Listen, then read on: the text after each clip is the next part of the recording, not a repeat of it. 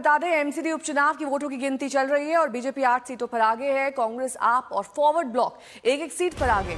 सुशांत मेरे सहयोगी जुड़ गए हैं तमाम जानकारी के साथ। सुशांत, क्या अपडेट है?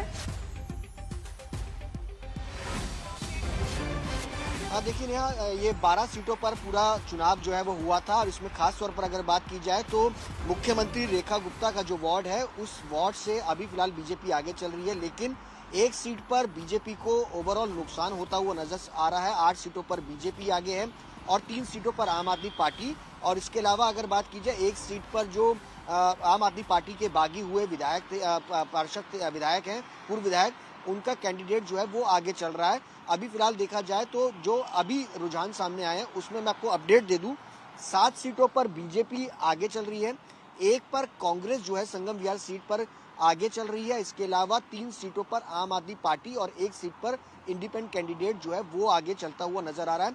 सबसे बड़ी बात ये थी कि एमसीडी का चुनाव था, बीजेपी की साख जो है वो इस पूरे चुनावों पर जो है वो लगी हुई है, टिकी हुई है, क्योंकि दिल्ली के अंदर एमसीडी में भी बीजेपी की सरकार है, केंद्र में भी बीजेपी की सरकार है और दिल्ली में भी चुनाव में जो है वो बीजेपी की सरकार है।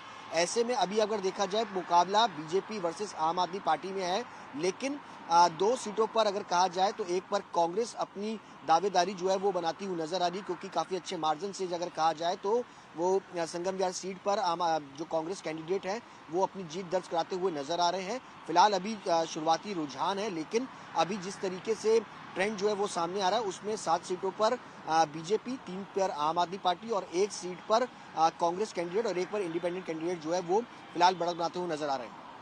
ठीक है, बहुत बहुत शुक्रिया इस तमाम जानकारी के लिए आपका।